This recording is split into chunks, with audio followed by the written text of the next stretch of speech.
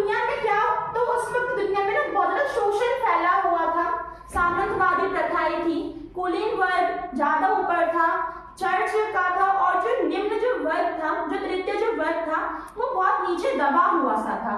तो इसलिए यहाँ पे बहुत ज्यादा शोषण था। तो इस शोषण को खत्म करने के लिए यहाँ पे क्या हुआ, तृतीय अंतरराष्ट्रीय गठन की स्थापना हुई मार्च 1918 में।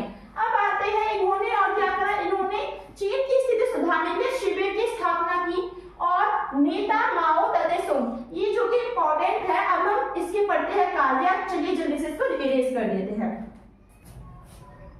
अब हम आगे नेक्स्ट पॉइंट पे आते हैं, जिसमें आता था हमारा एक नेता था जिसका नाम क्या था, माओ त्से-तुंग। ठीक है, तो इसने क्या करा, इसने सबसे पहले तो जेसीपी का नेता था, एक पार्टी है तो ये वहां का नेता था। फिर आता है कि इसने साम्यवाद मजबूत करा, मतलब कि यहाँ पे जो नई जो पार्टी थी इसने उसको भी क्या करा, स्ट्रॉन्ग करा। ये अमूल परिवर्तनवादी था, मतलब कि इसने चीन में इसने बहुत परिवर्तन लाए, और मजबूत किसान, वहां की जो किसान की जो स्थिति थी वो उसने मजबूत की, एकदम स्ट्रॉन्ग। और वहां पे महिलाओं को लेकर बहुत अत्याचार थे, पढ़ाई ना हो पाना, ऐसी जो महिलाओं की जो लेकर जो स्थितियां थी, तो उसने उनमें भी सुधार करा। और आजाद सरकार ने, जो सरकार है किसी के दबदबे में आके काम नहीं करेगी, लोकतंत्रवादी सरकार है तो वो जो सत्ता है वो लोगों के द्वारा ही चुनी जाएगी, इसने इस पे भी जोर दिया। और इसने वहां की जो सेना है वो मजबूत करा। सिंपल सी बात है, जब सेना मजबूत होगा तब देश मजबूत होगा। और इसी के साथ इसने जो विवाह समझौता पे उसने नाकेबंदी कर दी, मतलब कि इसने इसको रोक दिया। अब विवाह समझौते का मतलब ये होता है कि उस टाइम पर एक नीति चलती थी विवाह समझौता, जिसमें हम जो जब भी किसी की शादी हो तब हम वहां पे जो वधू होती है उसको हम खरीदते थे और बेचते थे। अब इसी के बाद इसी के साथ इन्होंने यहाँ पे एक अभियान चलाया जिसका नाम है लॉन्ग मार्च, ठीक है, जो कि 6000 मील तक चला था। और इसमें इन्होंने अपनी बहुत से जो मांगे उन्होंने रखी, जैसे कि महिला सुधार, किसान सुधार, सेना मजबूत रखना, और ये जो सामंतवाद है इसको खत्म करना।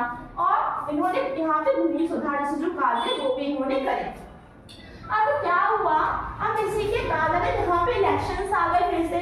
तो इन इलेक्शंस में जो एनएलपी जो पार्टी है वो जीत गई, ठीक है। अब इसने ना ये कार्य किए इन सालों में, जो कि हम, तो इसको समझने से पहले हम यहाँ पे इम्पोर्टेंट पॉइंट समझ लेते हैं।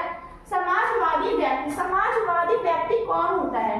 ऐसा व्यक्ति जो कि प्रिय हो, ऐसा व्यक्ति जो कि पेट भूमि, जिसको अपनी मात्र जिसको अपनी भूमि से लगाव हो, देश की भूमि से, जनता, जिसको अपनी जनता से लगाव हो, जिसको अपने काम से लगाव हो, और जिसके अंदर विज्ञान हो। अब जल्दी से इसको इरेज करके हम देखते हैं एनएलपी पार्टी के बारे। अब पहले हम यहाँ पे देखते हैं कि एनएलपी जब पार्टी 1949 में आई तो इसने क्या था, तो इसने सबसे पहले 1953 में निजी कारखाने और भू स्वामित्व पर नियंत्रण करा। निजी कारखाने मतलब कि प्राइवेट जो फैक्ट्रीज होती है उसमें इसने देखा कि वहाँ पे कितना धन होता है, वहाँ पे लोगों से कितना काम करवाया जा सकता है। और इसने भू स्वामित्व पर भी इसने क्या करा, नियंत्रण रखा, मतलब कितनी भूमि पर इसका स्वामित्व है। फिर 1958 में इसने क्या करा, इसने तीन औद्योगिकरण पे इसने ध्यान दिया, मतलब कि फैक्ट्रियां ज्यादा होनी चाहिए ताकि सामान ज्यादा बने। और इसने लंबी छलांग जो अभियान है इसने वो चालू करा। और लंबी छलांग अभियान में ये है कि घर के पीछे भट्टियां लगाई गई, और इन भट्टियों में जो किसान होते हैं या फिर जो गांव के जो लोग होते हैं, ठीक है, तो उनके पास जो अनयूजेबल जो लोहे का जो सामान होता है, ठीक है, तो ऐसी चीजों को भट्टी में डालना और उससे क्या करना, उससे सामान बनाना, ये लंबी छलांग था। समझ में आया? मतलब गांवों में घर के पीछे भट्टियां लगाई गई जिसमें अनुपयोगी लोहे के सामान को डाला गया और उपयोगी सामान बनाया गया, मतलब कि रीयूज किया गया। और इन्होंने किसान महिला गुट बनाए। अब इनके एग्जाम्पल आप देख सकते हो, महिला जो गुट है वो बनाता ऑल चाइना डेमोक्रेसी वुमेन, ठीक है, और इन्होंने ऑल चाइना चाइल्ड जो ग्रुप है इन्होंने वो भी बनाया था, और इसके मेंबर जो है वो 700 लाख सदस्य है। अगर हम यहाँ पे देखें तो इन्होंने ये गुट इसलिए बनाए ताकि ये देख सके कि पहले तो इनकी हालत सुधारना, महिला और बच्चों की, बच्चों को अच्छे से शिक्षा प्रदान करना, महिलाओं को भी शिक्षित करना, उनकी स्थिति सुधारना। तो इन्होंने इससे क्या किया, इन्होंने गुट बनना। अब जल्दी से इसमें रेस करते हैं और अपने अगले टॉपिक पर पहुंचते हैं। अब हमने अभी तक देख चुका था कि जो एनएलपी जो पार्टी है उसने क्या करा। इसी के साथ क्या हुआ, 1978 में एनएलपी पार्टी के एक नेता थे जिनका नाम था तंग सियाओपिंग। तो इन्होंने ना 1978 में कुछ सुधार किया जिसमें इन्होंने पार्टी को मजबूत बनाया। इन्होंने बाजार अर्थव्यवस्था यानी कि बाजार पे इनका नियंत्रण होना चाहिए, इन्होंने ये भी काम करा। इन्होंने निर्धनता कम करा और जो लिंग संबंधी जो शोषण होते हैं इन्होंने उसको भी कम करा। अब इसके साथ ही यहाँ पे क्या बोला गया कि अभी अगर चाइना में विकास चाहिए तो उसके लिए 4 चीजें इंपॉर्टेंट है, जिसमें आता है विज्ञान, उद्योग, कृषि और रक्षा। और इसी के साथ 5 दिसंबर को इस विकास के लक्ष्यों में लोकतंत्र नामक जो वर्ड है, जो तत्व है, वो भी जोड़ा गया।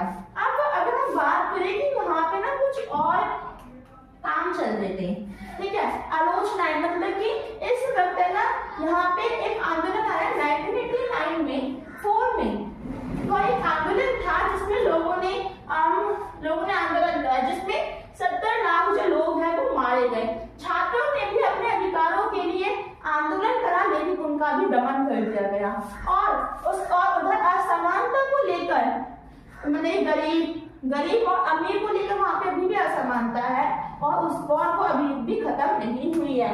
सो आई होप कि आप इसमें समझ गए होंगे चाइना में कैसे वहां की पार्टियां कौन कौन सी थी, एनएलपी पार्टी कौन सी थी, और उसके बाद जो सामने वाली जो पार्टी उसने क्या करा। तो आई होप कि आपको जो वीडियो अच्छी लगी हो प्लीज सब्सक्राइब जरूर करें। Thank you. और देखना मत भूलना, जिसमें हम पढ़ेंगे कोरिया की कहानी और ताइवान की कहानी। So thank you for watching this video.